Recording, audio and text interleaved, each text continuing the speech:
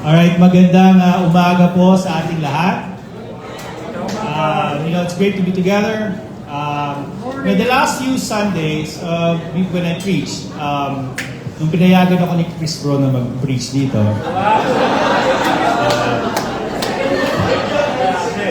the last time, I was talking about distractions. Inspired by this book, yung Things That Matter. Today, I will still talk about distractions, pero hindi na galing dun sa libro. Because there are some things that I read about in my quiet times and I felt, this is something I'd like to share. Okay lang ba yun? And so this is one particular incident in Jesus' life that just got my attention. I keep going back to it. And I want to be able to share it with you this morning. The title of our lesson today is The Devil's Distractions. Ito siguro yung very first lesson na merong word na devil sa title. Patawarin niyo na po ako. Pero I felt that it has to be titled this way. We will be talking about Jesus testing in the wilderness. And for it's in the Synoptic Gospels, all three mentions it. But we will look at our text in Matthew chapter 4, verse 1 to 10. The last time I preached a lesson, I think, on this was in Cebu many years ago. And I don't know if this lesson is anything like the lesson I preached in Cebu many years ago. Faye might remember, she was there. But this is an expository sermon. So we will not have two simple points. Diba? That Chris Bro normally has or Mike normally has. So wala tayong two simple points. But you look at each verse and we will try to find out what we could learn as we go through each verse. Okay lang ba yun? So before we start, let's pray muna. Magdasal muna tayo. Panginoon, maraming salamat po sa umaga na to na magkakasama-sama kami, Father, para tingnan ang iyong salita. Tulungan niyo po ako na maibahagi ang mensahe sa paraan na mabisa at makatutulong sa mga tao sa kwarto na to. I pray, Father, that you be with me and do not allow my weaknesses, my sins, to prevent your word from being preached in a powerful way. I pray that your Holy Spirit moves powerfully and impacts our lives and allow us to apply the scriptures sa buhay namin, God. In Jesus' name we pray. Amen. So, inagaya ko kasi Chris Bro, so magano rin ako. Don't let that distract you. So in Matthew chapter 4, verse 1 to 3, it says, Then Jesus was led up by the Spirit into the wilderness to be tempted by the devil. And after fasting 40 days and 40 nights, he was hungry. And the tempter came and said to him, If you are the Son of God, command these stones to become loaves of bread. Jesus, he did not eat for 40 days, 40 nights. And in case you were wondering, sabi sa Luke chapter 4, verse 2, he was hungry. I know some of you might be thinking, kasi Diyos siya, siguro baka hindi siya nagugutom. No, but he was human also. We'll talk about that next time sa teaching Bible natin. And just in case it's not clear to you, Luke clarifies, yes, he was very hungry. Can you imagine doing that? Not eating for 40 days. Parang ako, di ko ma-imagine yun. Yung mag-diet lang, hirap na tayo. Magbawas lang ng kanin, nandadaya pa tayo. Yung hindi pa kaya kumain. Ano yung pinamatagal na hindi ka kumain? What was the longest time you fasted? Maybe hindi ka kumain kasi wala kang pera. Or maybe you fasted. 2 hours daw dito yung record. Ako, for me, the longest I've ever fasted was 3 days. Pero may halo pang pandaraya yun. Kasi umiinom ako ng maraming Milo. Para may sugar. Right? If you do not eat for 40 days, how hungry would you be? He must be starving. The picture on the right is a picture of a man from Nigeria who fasted for 40 days, trying to imitate Jesus. He almost died at the end of 40 days. In February 2024, another man, I think he was a pastor, a 39-year-old pastor, bata pa, right? 39 years old, from Mozambique. He died while attempting to fast 40 days and 40 nights to imitate Jesus. After 25 days lang without food, he was taken to the hospital in critical condition. He had acute anemia and digestive organ failure. You know, if you search the internet, find out gano'ng katagal ba pwedeng mabuhay isang tao na hindi kumakain. Estimates indicate that starving people become weak in 30 days to 40 days. Pwede yung tanungin si Maral mamaya dahil nag-aaral siya ng medicine kung totoo nga yun. And they die from 43 to 70 days. So Jesus on the 40th day when he was tempted, not only was he hungry, not only was he weak, maring malapit na rin siyang mamatay because if he didn't eat soon after that. Because this is the limits of human capacity. And to a starving person, wala nang mas mahalaga. May gutom na gutom ka, bigyan ka ng 1 million piso or tinapay, pipiliin mo siguro yung tinapay. Kasi nang mas mahalaga para sa'yo pag gutom na gutom ka. But something you might wonder is, did Jesus have the power to turn the stones to bread? Meron ba siyang power to do that? Well, definitely. You know, last teaching Diva, we talked about how Jesus is God. He's the creator. He can create something out of nothing. And even if you look at the Gospels, we see examples of Jesus turning water into wine. Kaya niyang baguhin yung molecular structure ng tubig into the molecular structure ng wine. And in fact, if you look at your Bible, a few verses earlier than this, sa Matthew chapter 3 verse 9, sabi doon ni John the Baptist, God can create children for Abraham from stones. Ang Diyos kaya gumawa ng tao mula sa bato. Tinapay pa kaya? See, also, logic lang, why would the devil tempt him to do something na hindi naman niya kayang gawin? So that means even the devil knew that Jesus could turn stones into bread. So what did the devil try to do? The devil tried to distract Jesus with food. Sana hindi tayo na-distract ng merienda kanina from our Sunday service.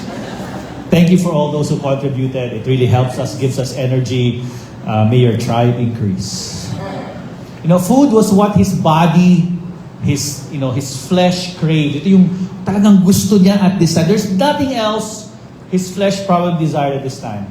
So the devil was smart. He tempted him with his craving. Matalino ang demonyo. He knows kung ano yung gusto natin, ano yung inaasam natin. He distracts us with the things that we desire. You know, these past few days, what did we desire? Did the devil use the things that we desire? Mga bagay na gustong-gusto natin, did the devil use that to distract us? To tempt us? Make us lose our focus? Now, I must admit, meron namang good desires at merong bad desires. Right? Hindi naman lahat ng desires masama. They are good and bad. Pero yung sinful desires, especially the most sinful desires, these are the desires that make us vulnerable to temptation. Now, I was thinking about the scripture, I'm thinking what I could imagine. I imagine that God puts us in this bubble when we became a Christian. We are protected, right? Do you remember when you started becoming a Christian, parang it's easy to resist temptation. Remember that? Lalo nakakalabas mo lang ng waters of baptism, feeling mo bulletproof ka sa kasalanan.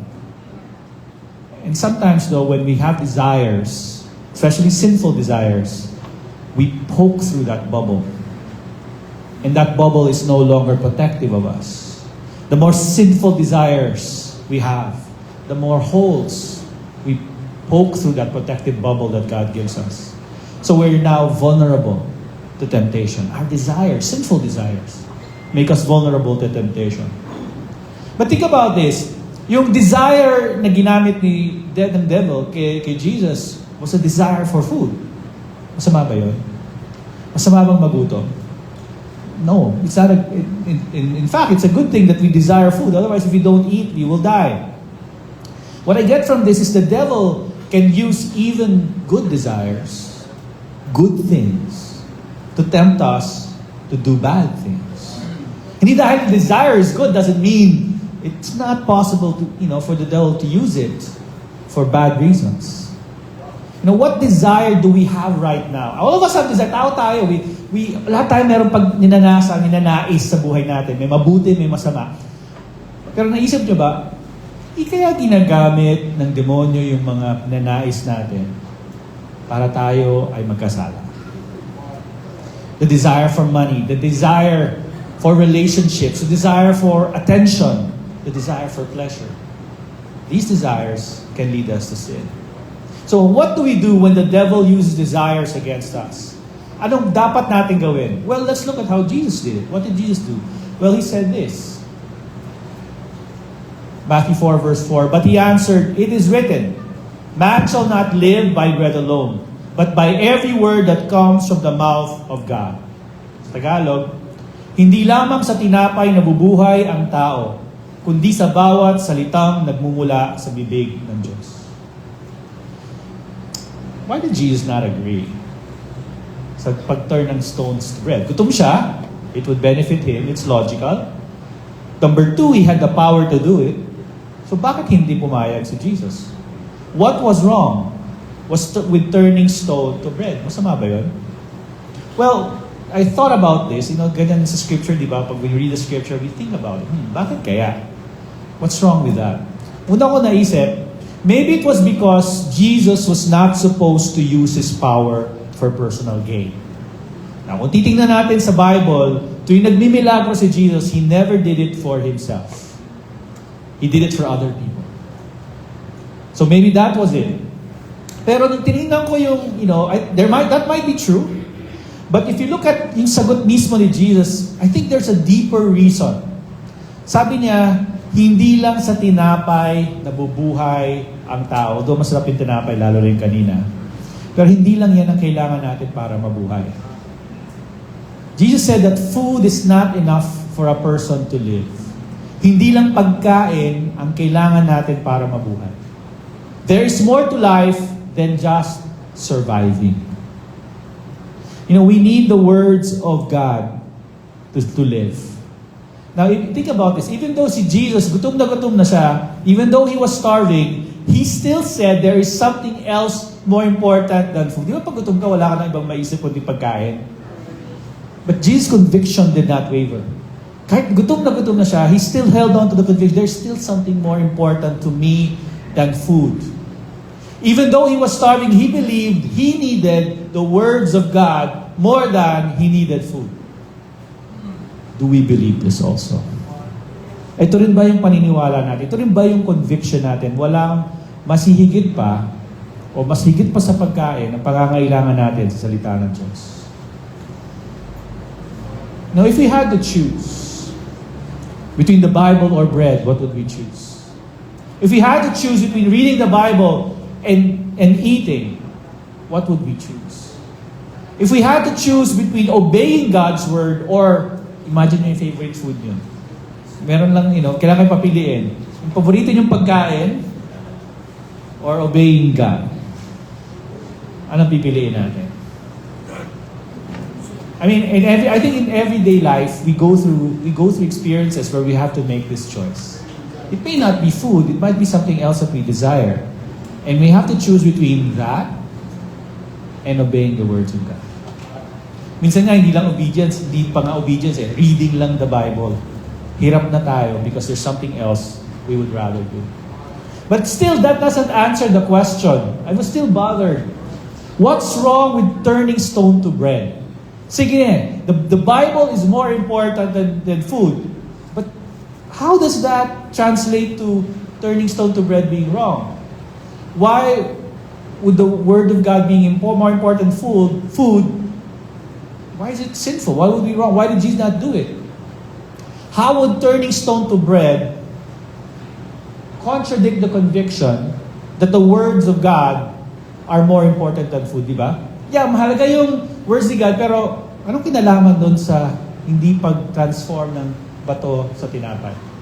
I could think of maybe two possible reasons.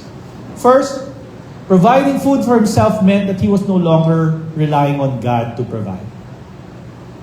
Second, if providing food for himself violates what God commanded him to do. Nakita ko, these are the two possible reasons why he didn't do it, even though, just because the Word of God is more important. Bakit yun ang naisip ko? Well, we have to understand the context of what Jesus said. Note that si Jesus, when he said, just, man does not live on bread alone, he was quoting from Deuteronomy chapter 8, verse 3. Now, if you go to Deuteronomy chapter 8, if you read the context, you will look at it at this time, sa Deuteronomy, ini-explain ni Moses sa Israelites kung bakit dinala ng Diyos sila for 40 years sa wilderness, sa disyerto. Moses explained that God had a purpose. And God's purpose was, 1, to humble them, 2, to teach them to rely on God's words, and 3, to test whether they will obey in the desert. And I think Jesus is saying, similarly, kaya siya dinala sa wilderness for 40 days. In the same way that the Israelites were in the desert for 40 years. Kaya nagutom yung mga Israelites sa wilderness at kaya nag-fast siya for 40 days. Is for the same reason. To humble him. To teach him to rely on God. And to test whether he would still obey. God had a purpose for him being sa wilderness. Kaya siya nandun, hindi aksidente. He was led there. God had a purpose for that. He had to rely on, he needed to learn to rely on God and not on himself. He was also there because meron siyang test, meron siyang exam na kailangang ipasa. And that test was, is he still going to obey God even if he's hungry? Even while he's suffering in the wilderness, is he still going to be obedient? And that's why he didn't turn the stone to bread. In the same way that the Israelites had to go through the wilderness experience, he had to go through it. So, the importance of the words of God. How about us? Has God brought you, brother or sister, into the wilderness lately? Yung wilderness, yun yung sitwasyon na nakakaranas tayo ng kakulangan. Parang wilderness experience, yung parang hindi maganda yung pinagdadaanan natin. Parang may kulang. Meron tayong nararanasang gutom. Hindi lang gutom sa pagkain, pero gutom tayo sa iba't ibang mga bagay. Maaring sa pagmamahal, maaring sa respeto, maaring sa pera, maaring sa anuman. May kulang. And we are feeling the wilderness experience. And maybe, is it possible that God is allowing us to experience that hunger to humble us? Maybe because we are too prideful. And maybe because God wants us to rely on Him more. Because we are stronger, we are better when we are relying on God. Tama ba yun? Pag nag-rely tayo kay God, we are better. And are we still obeying God? Nasa wilderness man tayo, are we still obeying God even though we are feeling hungry, we are suffering? It's a test. Are we passing that test? Again, it's not just hunger for food.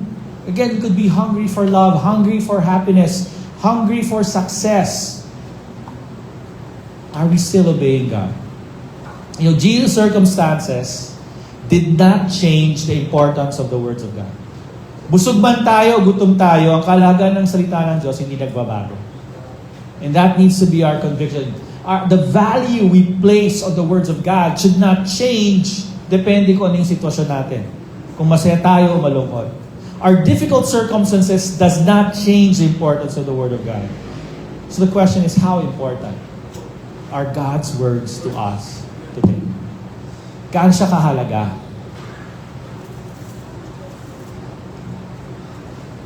The devil didn't stop there. Matthew chapter 4, verse 5 to 6. It says, Then the devil took him to the holy city and set him on the pinnacle of the temple and said to him, If you are the Son of God, throw yourself down, for it is written, He will command His angels concerning you, and on their hands they will bear you up, lest you strike your foot against a stone. Do you see what the devil did? Nakita niyo ang ginawa niya? Pansin niyo ba? Una, nakita niya na gumamit ng scripture si Jesus para sagutin siya. At sinabi ni Jesus na mahalaga ang salita ng Diyos. So, anong ginawa ng devil? Ginamit niya yung salita ng Diyos. The devil is smart. He will use things against us, things that we value, even the things that we use against him sometimes to further tempt us. The devil tried to fool him using scripture. And this is from Psalm 91, verse 11 to 12. You can quote this the devil. Is the scripture a bad thing? Of course not. It's God's word. See, the devil can distract us even using things which are good. The devil can use even good things against us. Just because something is good does not mean it cannot be a distraction. Hindi dahil mabuti, maganda, makadiyos ang isang bagay, cannot be twisted by the devil para tayo ay matempt. We need to be very careful. The devil knows how to use the Bible against us. Sometimes the devil uses false teachings to distract us. Or at least hindi man tayo maalis sa simbahan, he places doubts in our hearts about God. Questions about scriptures we have difficulty understanding, can put doubts in our hearts. So if we don't know the scripture, we will be deceived. The devil used what is good to try to trigger a sinful response from Jesus. How evil, di ba, that is. Using what is good to produce evil. See, the devil will stop at nothing to try to fool us. So what's the sinful response? I had a bit of trouble. Ano yung sinful response dito na tinitrigger ni Satan, ng devil? Well, I thought about it. Maybe it could be that the devil was testing Jesus' pride or his feelings of entitlement. Kasi, di ba, food, gutom siya, so the devil would only tempt him with things he's vulnerable to. So what was Jesus vulnerable to? One was food. Why pride? Why entitlement? Well, remember that si Jesus, He is God. Nagkatawan siyang tao, and when I imagined this the other day in my quiet time, what it must have been like for an omnipresent, omniscient, omnipotent God at nilagay ka sa katawan ng isang sanggol. Right? You can't do anything for yourself. Yung mga bagay na nagagawa mo dati, hindi mo nang magawa ngayon. The things that you used to enjoy before, you can't enjoy anymore. The worship that used to be given to you before, you don't experience anymore. Jesus lost so much just by becoming a human being. At hindi lang basta any human being, He was born into a laborer's family. Karpintero or laborer yung tatay niya. Mahirap lang sila looking at the background of what was happening to them at that time. And on top of that, yung mga kasama niya sa maliit na bayan nila ng Nazareth, hindi rin mataas ang tingin sa kanya. Mababa lang ang tingin sa kanya. How do we know that? Nung nag-preach siya sa synagogue, kahit na marami na siyang ginawa sa Galilee at that time, nung nag-preach siya sa kanyang mga kababayan, they got offended. Sino ka ba para mag-preach sa amin? Anak ka lang ng karpintero. Kasi mo anak ng Diyos. Diyos. Ganun siya tinrato at that time. Even though marami na siyang nagawa. Paano pa kaya nung lumalaki siya, nung bata siya? How was he treated by the people around him? Kung tayo, na tao lang naman, pag hindi tayo tinrato ng mabuti, masama na loob natin, di ba? Paano pa kaya ang temptation pag Diyos ka? At tinrato ka ng ganung bagay. Imagine the temptation that he must be feeling. All his life, Jesus was not treated according to what he deserved. Imagine that. Kung buhay mo, hindi ka tinrato ng tama. How vulnerable will you be to this temptation? Imagine being that person that never received what he deserved. Now the devil, all of a sudden, at this time said, gawin mo yan. You deserve this. You deserve to be protected. You are the Son of God. Have we also been tempted with this sometimes? Now we go through our day and we hear a voice telling us, gawin mo na yan. Deserve mo naman eh. Nagtrabaho ka ng gusto, okay lang na maging luxurious ka sa sarili mo, maging medyo gumastos ka ng hindi tama. You deserve this. Matagal ka na nagiging righteous sa simbahan, okay lang mag-sin ka ng konti. You deserve this. You deserve this. Have you heard that voice? How did Jesus respond?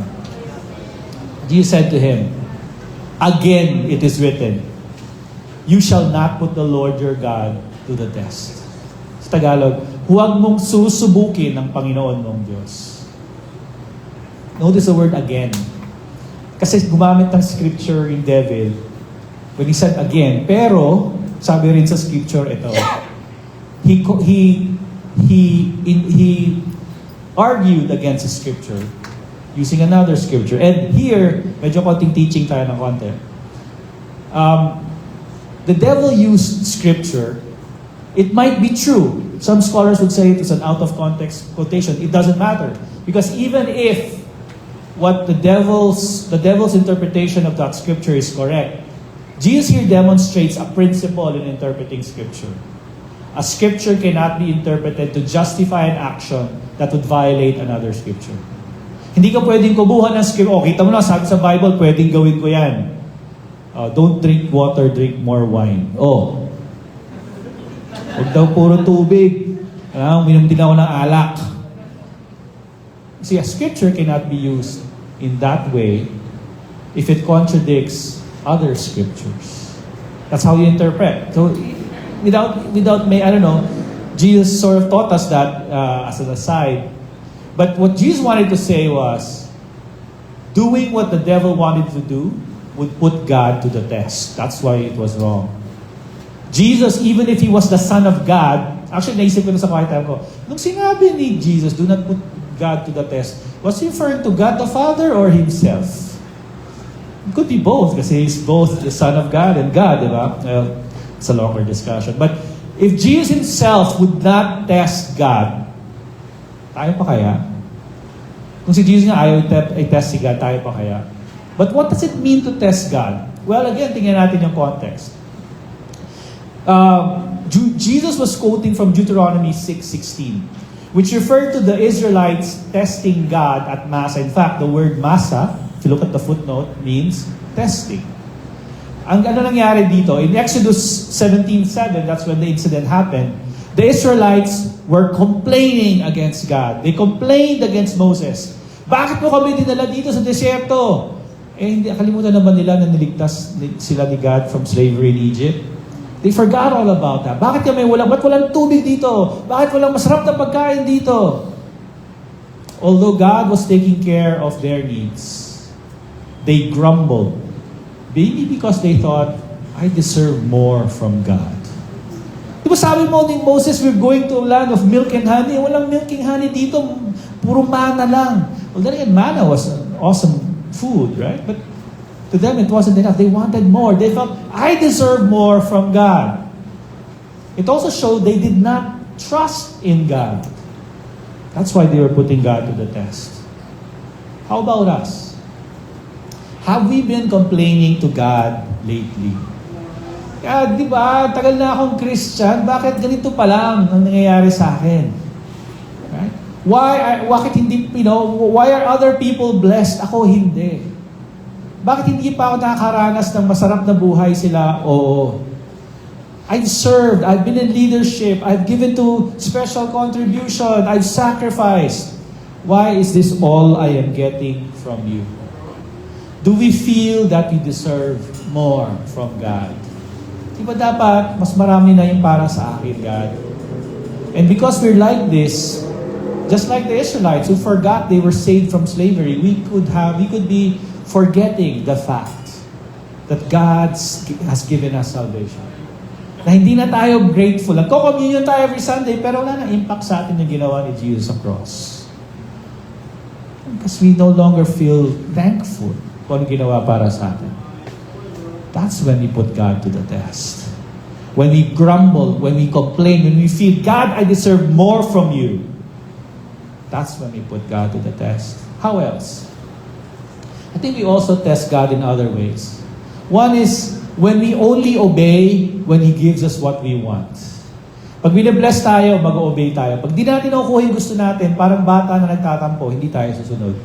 Parang, God, hindi ako susunod sa'yo at hindi mo binibigay yung gusto ko. That's testing God. It's also when we try how much we can sin without falling away. Yung parang, kumbaga sa bangin, titingnan mo, hanggang kailan ba ako pwedeng sa gilid na hindi ako malalaglag? Right? For example, maybe when we became a Christian, we stopped sinning and then we fell into sin and realized, wala nang masama nangyari sa akin Subukan ko pa. Okay pa lang. Gusto ko pa rin pumunta sa church. Sige, okay pa yung heart ko. Sige pa. We test how far we can sin without leaving God. We're testing God. When we doubt God unless He proves Himself to us. Sige God, kung talagang Diyos ka, kung talagang makapangyarihan ka, sige nga, gawin mo nga ito. See, this is when we test God. And I think it's a sin that we can fall into because some of us are older as Christians. Because we think we deserve more. But that didn't work on Jesus. So the devil tried something else. Again, the devil took him to a very high mountain and showed him all the kingdoms of the world and their glory. And he said to him, all these I will give you if you will fall down and worship me. The devil tempted Jesus with everything that the world has to offer. Lahat ng mga bagay sa mundo na maganda, attractive, pleasing, in-offer niya kay Jesus. Was Jesus vulnerable to this? Well, if you think about it, Jesus is supposed to have a kingdom. He's supposed to be a king. And here was Satan, the devil, offering him an easier way. Kasi the way to the kingdom for Jesus, he had to go through Golgotha. He had to go through the cross. Kailangan niya mag-suffer. Ito, the devil was offering, okay, let me give you a kingdom, but you don't have to suffer. It's an easier way. No need to suffer. It's a shortcut. It's instant. No more waiting. Just do it my way, not God's way. That was the temptation. How did Jesus respond? Then Jesus said to him, be gone, Satan. For it is written, you shall worship the Lord your God, and Him only you shall serve. Sambahin mo ang Panginoon mong Diyos, at siya lamang ang iyong paglingkuran. This is the only time when Jesus said, malis ka na nga, Satan. Right? Hindi lang niya sinagot, pinaalis na niya. He was upset. Jesus said that the price, that the devil wanted him to pay for the world was not worth the worship that he will give. Worshipping and serving God is worth more than anything in the world. Let me say that again. Worshipping and serving God is worth more than everything in the world. Do we feel the same way as Jesus? Ganun din ba ang conviction natin? Worshipping in the world. Do we feel that worshiping and serving God is more important than all the money we can make? Is that our conviction? Do we feel that worshiping God is more important than power and popularity? Followers, friends, barkadas. Is worshiping God more important than that? The answer is yes, if we are willing to give up anything to worship and serve God. Is there anything in the world we are not willing to give up for God? In closing, the devil's distractions. Think about this. Since Jesus alone, wala siyang kasama na tao at that time, when he was being tempted, paano alam ng gospel writers kung ano nangyari? That means Jesus told them what happened. He told the disciples, hey look, this is how I was tempted. Normally, ayaw natin ikwento yung mga temptations natin. Pero si Jesus, kinuwento niya yung temptations niya to His disciples. And that's why we know about them today. I believe that Jesus shared His temptations because He wants His disciples to learn from them. We need to learn from this. So in summary, I think this story should help us anticipate how we are tempted. If this is how Jesus tempted, this is how we can be tempted as well. We could be tempted with our desires, with good things, and with everything in the Word. And second, from Jesus' experience, we can learn how to respond. We respond with scriptures and with a focus on God. Notice all the responses in Jesus, God's there. From the Word, nothing's more important than the Word of God. Serve God only, do not test God. It's all about God. And when we respond the way Jesus did, we can overcome any distraction from the devil. Let's close out in a word of prayer. Let's pray. Panginoon, maraming salamat po for teaching us how to overcome the enemy. Maraming salamat po, Father, that you've blessed us so much. And we're so sorry that through many times in our lives, we may not have treated you the way you deserve to be treated. We become selfish, we become prideful, we put you to the test, we prioritize the world instead of worshiping you. Father, we are so sorry. I pray, help us overcome temptation the way Jesus did. Tulungan niyo po kami na maging tama sa inyong mga mata. At sana po sa pamagitan ng scriptures and our focus on you, we can overcome whatever struggle that we may have. Please help us as we go through the wilderness we might be going through. So in Jesus' name we pray. Amen. Thank you for listening.